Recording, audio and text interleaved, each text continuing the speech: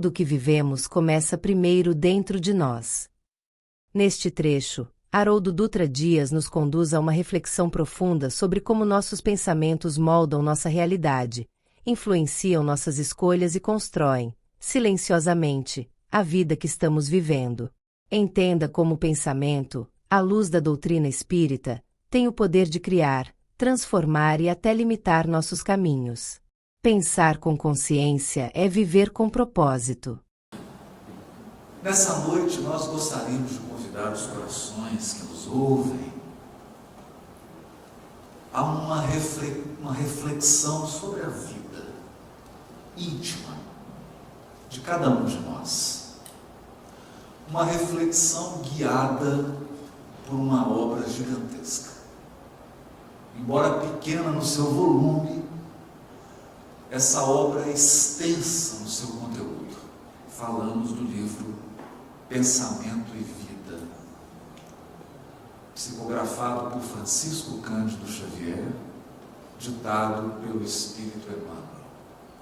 Mas o próprio benfeitor adverte, já no prefácio da obra, que trata-se de uma cartilha para os reencarnantes.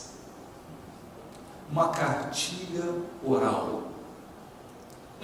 Algo feito com carinho, com dedicação, mas com o objetivo de ser breve e ir direto ao ponto, abordando aqueles temas que são estratégicos para alguém que pretende tirar o máximo proveito da sua existência corporal, da sua experiência reencarnatória.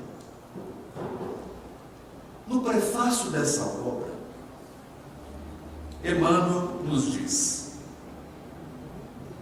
nosso pensamento cria a vida que procuramos. Nosso pensamento cria a vida que procuramos através do reflexo de nós mesmos, até que nos identifiquemos um dia, no curso dos milênios, com a sabedoria infinita e com o infinito amor que constituem o pensamento e a vida de nosso Pai.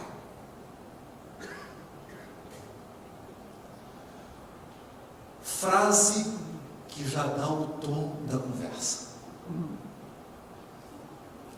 Já deixa claro para todos nós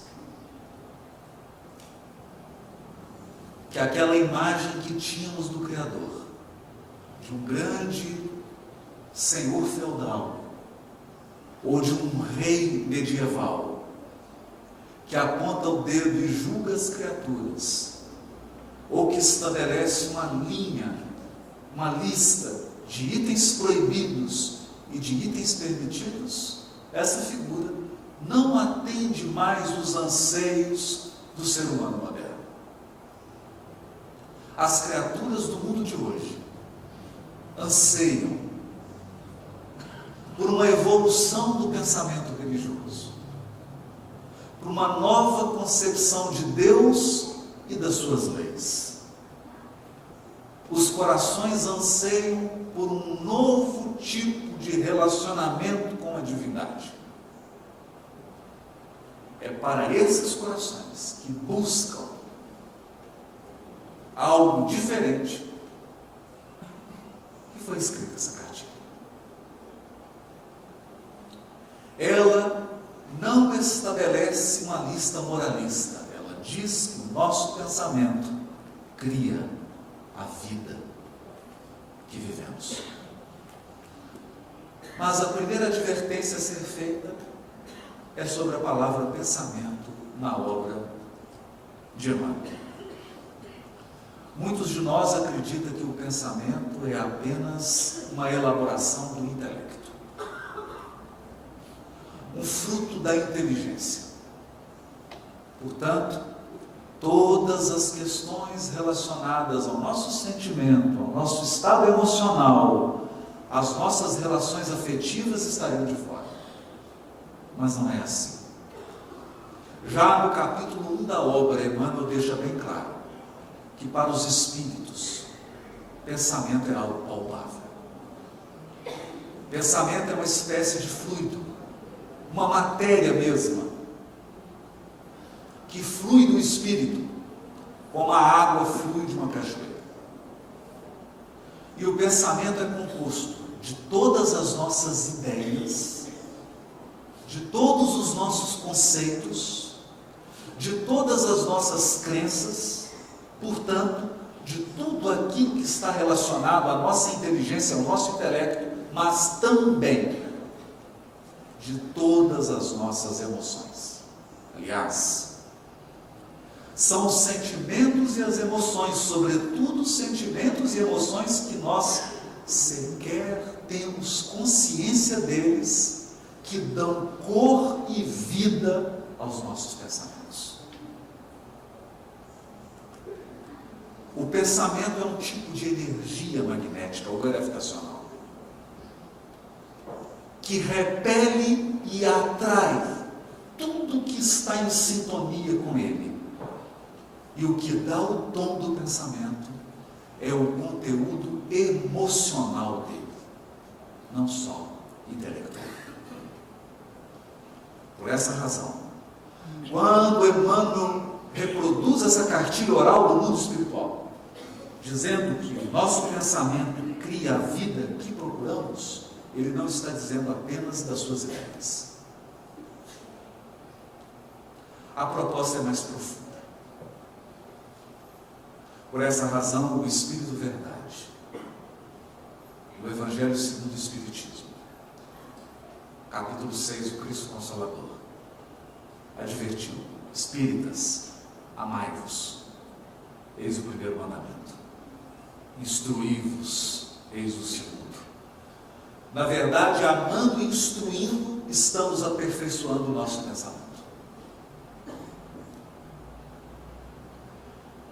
E são nas questões emocionais que estão os maiores desafios do desenvolvimento e do crescimento do espírito. A evolução, no fundo, é um processo de identificação. Identificação. Nós sempre escolhemos padrões. Padrões intelectuais e padrões emocionais. E esses padrões vão compor o nosso pensamento, que é um fluido vivo. E essa emanação do Espírito vai conformar o seu destino.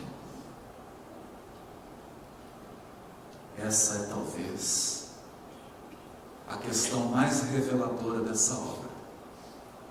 E para que nós não fiquemos apenas num nível filosófico, gostaríamos de dar alguns exemplos. A doutrina espírita teve o grande mérito de alargar os nossos horizontes, ampliar a nossa visão. Porque é muito ruim uma visão estreita. Quanto mais estreita a nossa visão, mais frágil é o nosso caminhar. Mais frágil é a nossa decisão. A nossa vida passa a conter furos, dificuldades, que não se sustentam dependendo do tipo de experiência vivida pelo Espírito.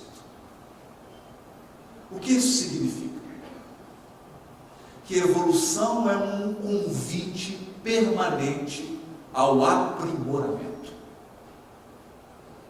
Portanto, veio o Espiritismo e nos disse: você é um espírito imortal. Isso é muito relevante. Muito relevante. Porque o mundo inteiro grita. Milhões e milhões e milhões de pessoas em todas as latitudes e em todas as longitudes do planeta são educadas para acreditarem que vão morrer. Nascem e vão morrer. E diariamente se despedem do mundo, das mais suntuosas metrópoles aos mais acanhados interiores, vilarejos, vilas, criaturas que chegam ao mundo espiritual desavisadas, como se fossem cegos tateando nas sombras, porque viveram acreditando que morreriam e, portanto, fizeram escolhas provisórias. Porque se você acredita que vai morrer, as suas escolhas são limitadas.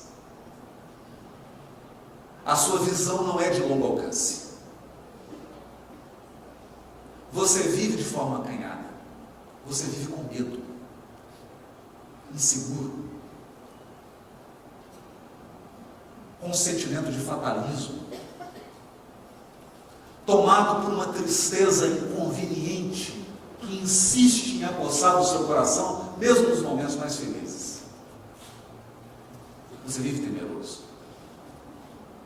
E esse temor não é tanto maldade.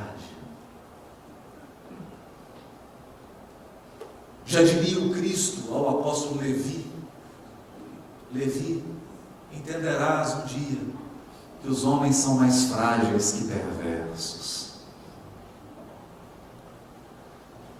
Essa crença de que vão morrer fazem as criaturas fecharem em si mesmas e serem tomadas de um sentimento de conservação. Elas precisam acumular, precisam se fechar, não se abrem. Elas se trincheiram como se fosse uma guerra, um medo.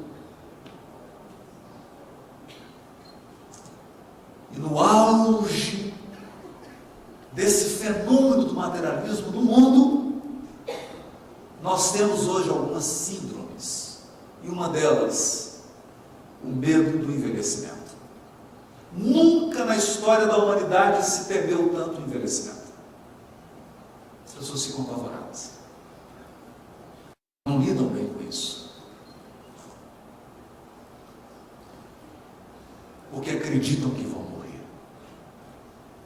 Então nós acreditamos que pelo simples fato do Espiritismo ter gritado ao mundo: ninguém morre, ele já prestou à humanidade o maior serviço que poderia ter prestado. Ele diz: você é imortal. Seu corpo morre. Bom, eu fui autorizado pela direção da casa, pela USA, a dizer isso. Todos aqui vão morrer. Inclusive eu. Mas a morte é uma passagem para uma vida mais ampla e mais exigente. Vamos chegar nesse ponto. Outra questão que o Espiritismo contribuiu para a evolução do pensamento religioso do mundo foi dizer às criaturas: você não teve e não tem apenas uma vida. Então, não perca tempo, mas também não seja precipitado. Muitas vezes nós confrontaremos situações e corações que nos trarão problemas que não podem ser resolvidos em uma única vida. É quase uma pretensão louca querer que alguns corações se transformem nessa vida, porque eles vão precisar de muitas. E alguns problemas que nós vamos viver não podem ser resolvidos nessa existência. Então é preciso conjugar resignação e iniciativa. Porque se você tiver só iniciativa, você vai sofrer muito. Porque só iniciativa você vai acreditar que pode mudar tudo. Não pode.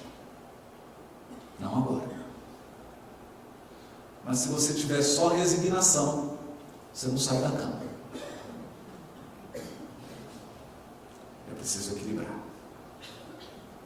Essa visão da pluralidade das existências, das muitas vidas do Espírito, é consoladora, mas ela também é desafiadora. Desafiadora. E o que ela nos desafia? Ela nos desafia se nós estivermos dispostos a ir além da superfície. Que é difícil. Muitos repetem num jargão: esse problema que eu tenho é um problema de karma.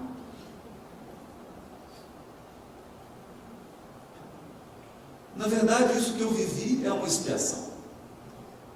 Ou isso é uma provação. Surge então aqueles que decidiram fazer a viagem da autotransformação. A seguinte pergunta: quando começou esse problema e por quê? Então eu vou dar um exemplo assim, mais simples. Você olha para sua sogra e se pergunta: quando começou esse problema? Não, brincadeira. Não, brincadeira. Você olha para um chefe, para alguém de sua relação, e fala: quando começou esse problema? Mas se você para na pergunta quando, você terá um aproveitamento desse ensinamento de reencarnação muito limitado. Porque você dirá assim: começou há 500 anos atrás. Já é a 10ª vez que ela é minha sogra e a gente está sempre brigando. Começou há 1000 anos atrás.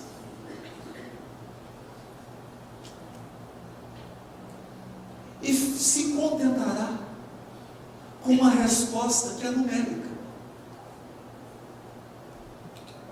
E talvez você faça uma lista dos problemas novos e dos problemas velhos.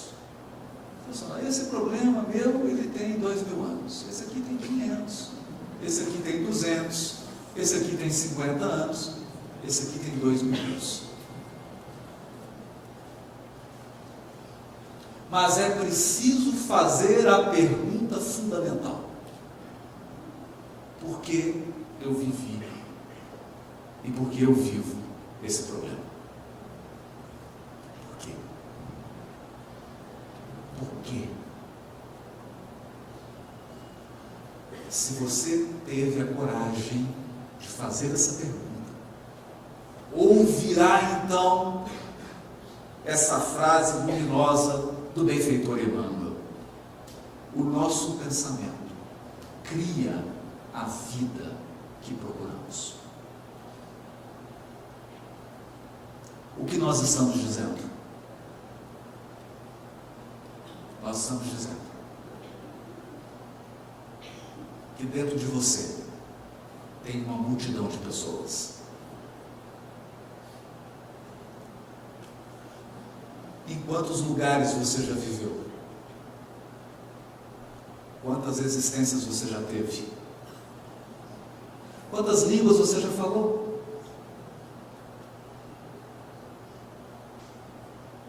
Com quantas pessoas você já se relacionou? Quantas profissões você já exerceu?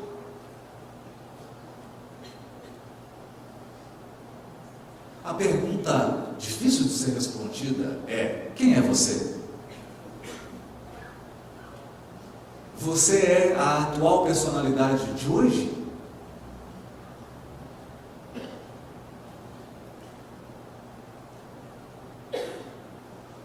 Ou a atual personalidade de hoje é uma etapa da sua jornada?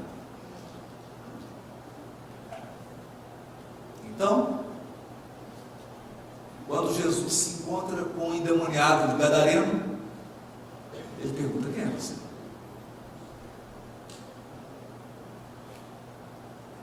E eles respondem: meu nome é Legião, porque somos muitos. Nós também. somos muitos. Muitas experiências, algumas felizes, algumas mais tristes, algumas memórias, alguns complexos, algumas coisas que você não quer se recordar,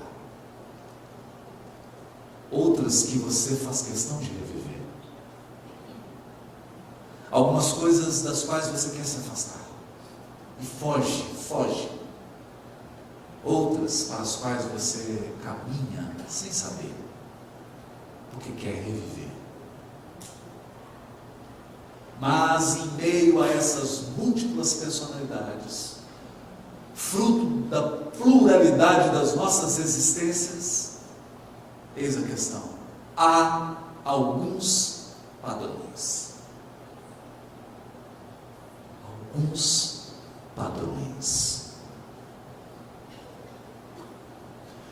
Alguns poucos padrões emocionais, afetivos, mentais, que têm determinado as suas escolhas,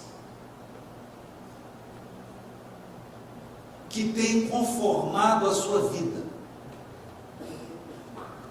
que têm estabelecido limites, limitações, talvez prisões. Não foram impostas por ninguém.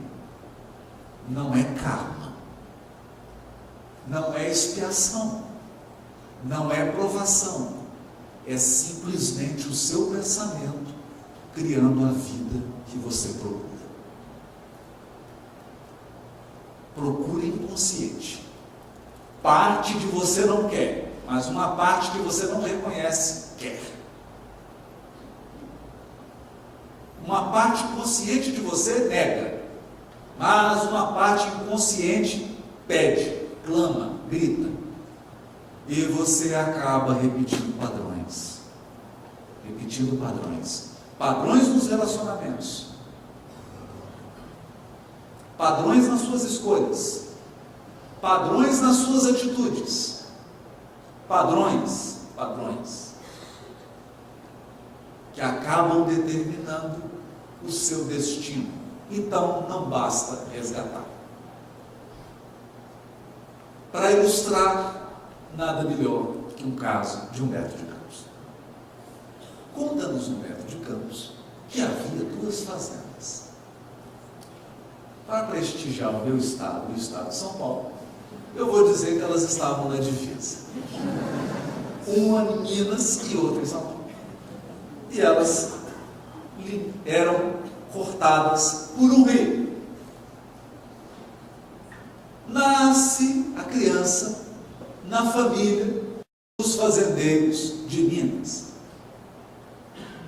Então, logo o menino atinge seus 18 anos, chega na beira do rio, olha para a cerca e diz assim: essa cerca está errada, uai.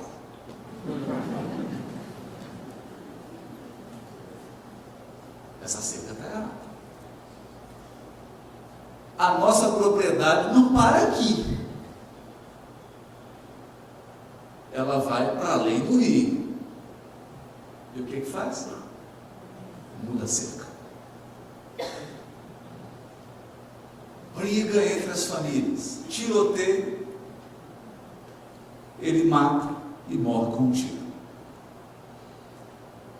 Chega no plano espiritual. E agora? Os espíritos avaliam, reúnem as duas famílias, vamos resolver esse problema. Quem estava na família de São Paulo, nasce na família de Minas. Quem estava na família de Minas, nasce da família de São Paulo. Nasceu ele do outro lado. Agora da fazenda de São Paulo. Criança inteligente, ativa, chega aos 18 anos, vai para a beira do rio e olha, essa cerca está errada.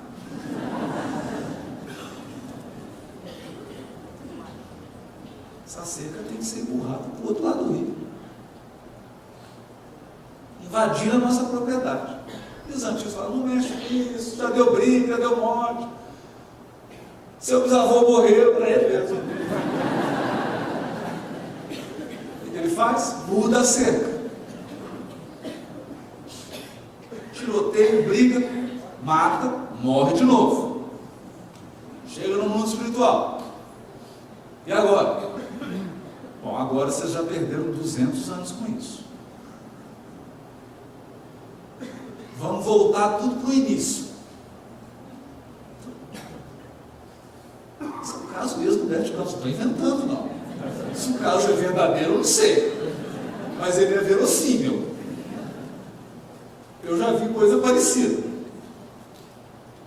Volto para o mundo espiritual. E agora? 200 anos.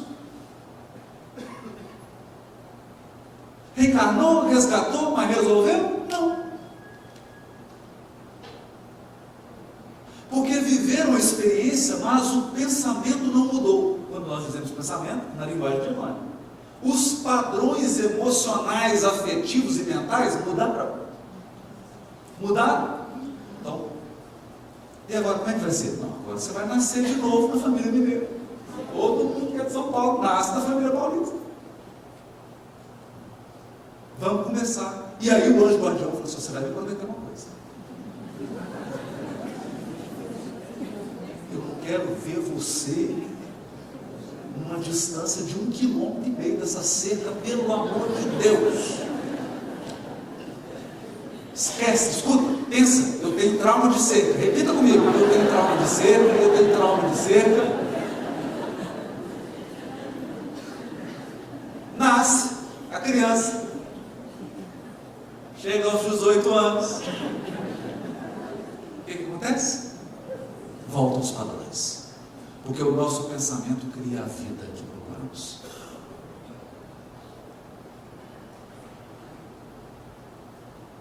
O menino vai visitar a cerca.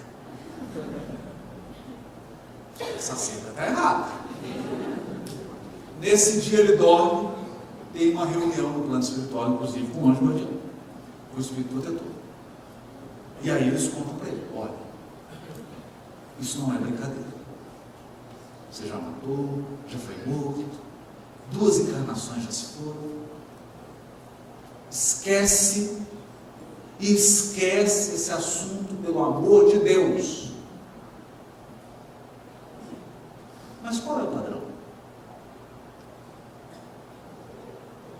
A conduta é fácil, nós identificamos. Ele chega e muda o limite. Mas qual é o padrão emocional? Nós podemos fazer algumas especulações. Será que não se trata de um espírito que não se contenta com o que tem? Você conhece alguém assim? Eu conheço. Vive comigo. Só eu mesmo. Será que não se trata de alguém que não consegue sentir gratidão pelo que conquistou?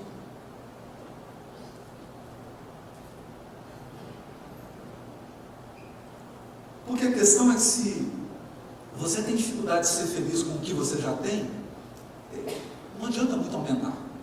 Você vai continuar infeliz. Não seria o padrão? Nós podemos pensar no outro, o padrão da transgressão. O indivíduo gosta da adrenalina de transgredir. Não, eu gosto de empurrar, mas fazer a coisa errada. Só para ter emoção. Não, mas você vai desencarnar, não, mas é bom, né? Desencarna, encarna, resgata. Essa adrenalina eu gosto. É um padrão. É um padrão emocional. Que vai levando o espírito a repetir experiências ao longo dos séculos.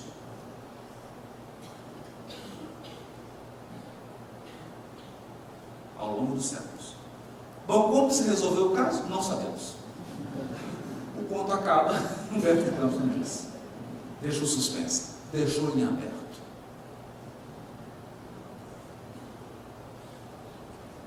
Qual então o convite da evolução espiritual? O convite da evolução espiritual é identificarmos o nosso pensamento com o pensamento de Deus, que é de infinita sabedoria. Isso significa que o Criador dirige a criação com infinita sabedoria. Então, não tem amador.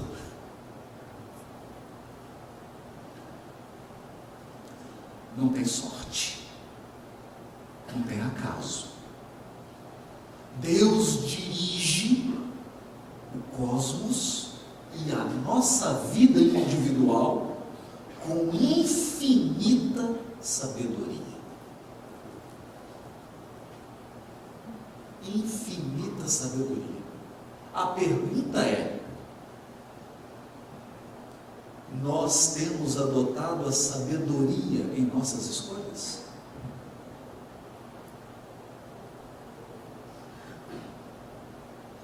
Porque o que Emmanuel vai destacar nessa cartilha é que a vida espiritual, na sua amplitude, é uma trama de escolhas e consequências.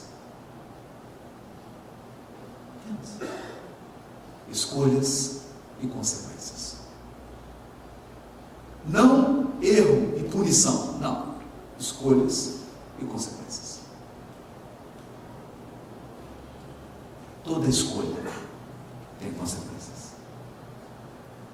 Toda consequência é resultado de escolhas.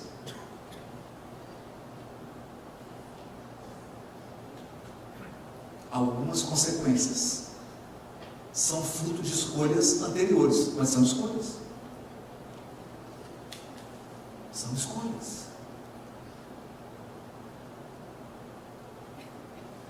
E quando o nosso pensamento se aproxima da sabedoria, a nossa vida reflete amor. Esse é o ponto. Porque não há escolha mais sábia que o amor. E não há sabedoria maior que a sabedoria do amor. Por essa razão, o pensamento do Criador é de infinita sabedoria. E a sua vida é um infinito amor. Quando pensamos dessa perspectiva, nós entendemos o que Emmanuel nos diz no primeiro parágrafo do primeiro capítulo do livro. A mente é o espelho da vida em toda parte.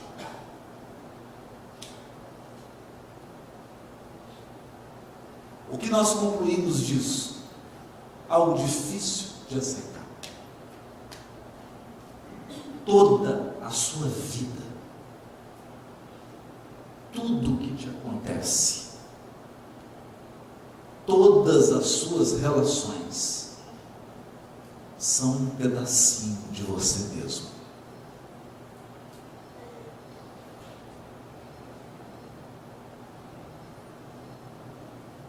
São reflexos de nós mesmos. Nós plasmamos a vida. Evidentemente, não se trata de um processo imediatista. Talvez hoje você esteja vivendo consequências de escolhas feitas há 1500 anos atrás. Talvez hoje você esteja enfrentando situações que foram criadas há 2000 anos atrás, há 500 anos atrás.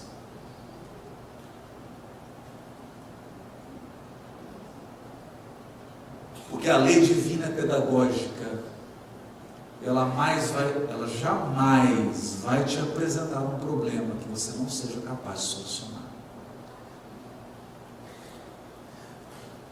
Muitas vezes, então, a lei divina aguarda o nosso amadurecimento espiritual, para que tenhamos condições de enfrentar as situações com êxito, com possibilidade de êxito, embora o fracasso esteja sempre nos rondando, mas com possibilidade de êxito.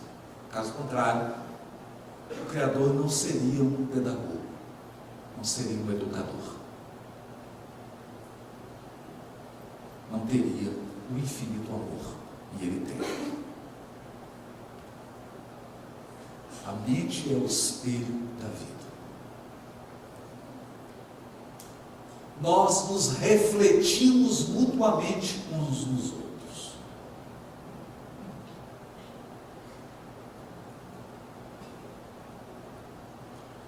Eu preparava essa reflexão de hoje e fiquei pensando em algo que li, que nos dizia que cada coração que se relaciona conosco é como um terreno. Um terreno que possui as suas áreas cultivadas e as suas áreas não cultivadas. Então, quando você trava relações, no grupo espírita, na rua, no trabalho, relações afetivas, na família, etc., as suas áreas cultivadas interagem com as áreas cultivadas do outro.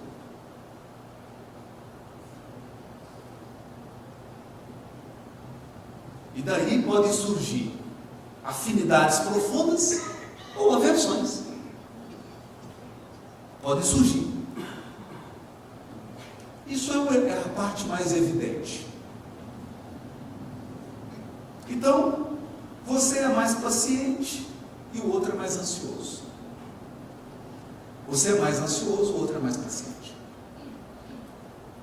Como a vida tende para o equilíbrio, se você é muito paciente, você vai ter muitos ansiosos ao seu lado. Se você é muito ansioso, você vai ter muitos pacientes ao seu lado.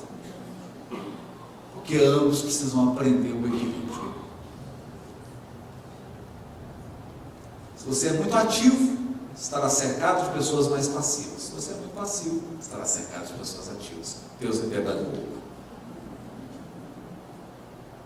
E geralmente ele faz isso na família. Para não ter jeito de fugir da lição. Mas há um aspecto menos evidente. Todo coração possui áreas não cultivadas.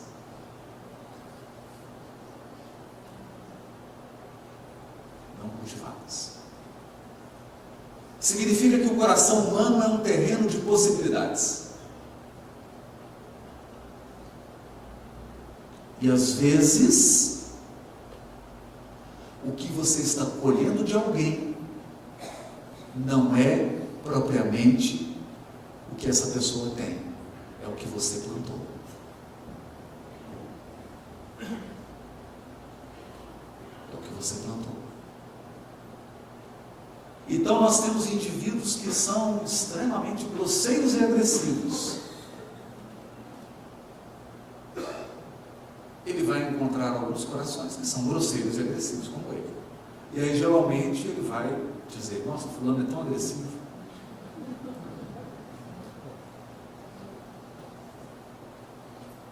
Mas encontrará corações que receberão essa semente e que depois de um tempo de convivência com eles, com essa pessoa, se tornarão agressivos. Porque você plantou. Esse é o seu cultivo. Isso é o que você está semeando e está colhendo. Não é propriamente da pessoa. Talvez ela nem desenvolvesse esse comportamento, não fosse a sua influência. Isso significa dizer, e Emmanuel vai dizer, que essa pessoa está funcionando para você como um espelho. Ela está te refletindo. Ela apenas está mostrando a você quem você é no momento.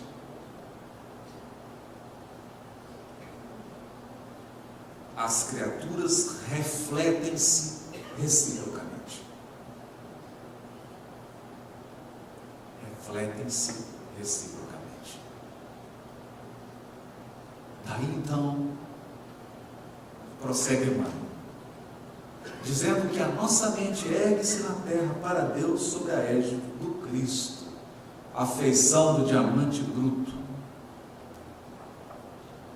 Ergue-se. Nesse sentido, quando o Espiritismo aponta o Cristo como um modelo,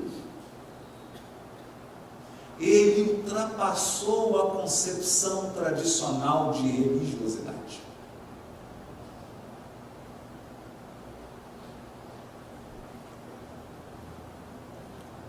Não se trata de criticar, mas de apontar as limitações. Durante muitos séculos, nós olhamos para o Cristo crucificado e o adoramos. E o reverenciamos.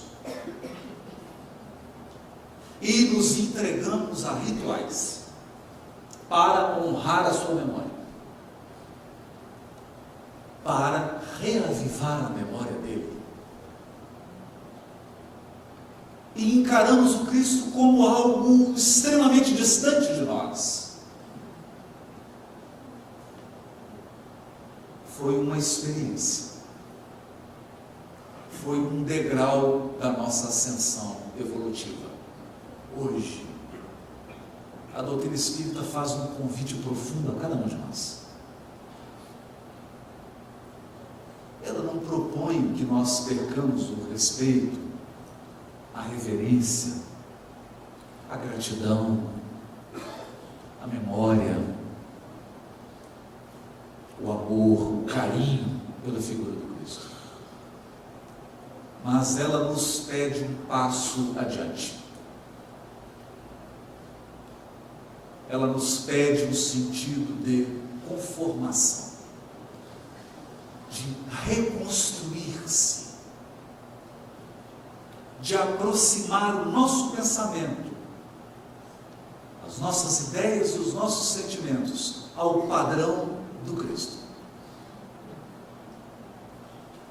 para que a nossa vida passe a refletir padrões da vida do Cristo.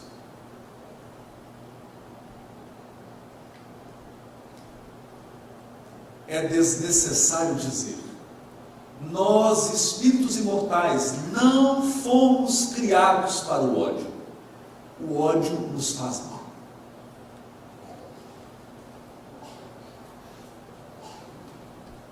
O ódio nos perturba psiquicamente. Ninguém que odeia consegue permanecer saudável, psicologicamente, emocionalmente e fisicamente.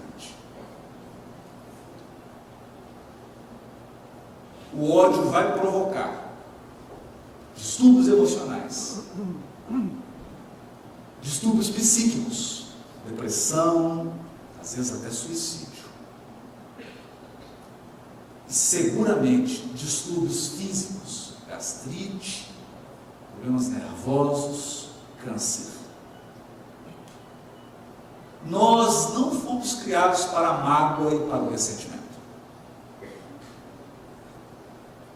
A mágoa e o ressentimento é um veneno que nos corrói aos poucos. Todos sabemos disso. A primeira corrosão que a mágoa provoca no seu coração é que ela tira a sua esperança no futuro.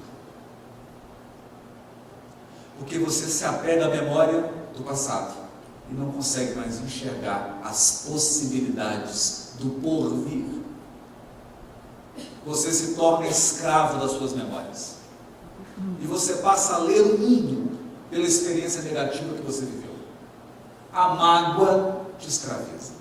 Nós não fomos feitos para ela. Nós não fomos feitos para a inatividade. Nós somos criados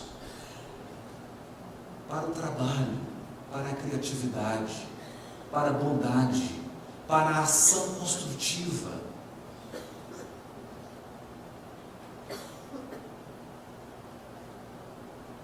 Esses são os padrões do Evangelho do Cristo. E na medida em que nós nos aproximamos desses padrões, ou melhor, na medida em que incorporamos esses padrões à nossa vida, vamos experimentando a cura. Não se trata de uma cura física. Trata-se de uma cura profunda, de uma mudança de valores, de uma mudança de postura diante da vida espiritual, como um todo, não só da presente vida.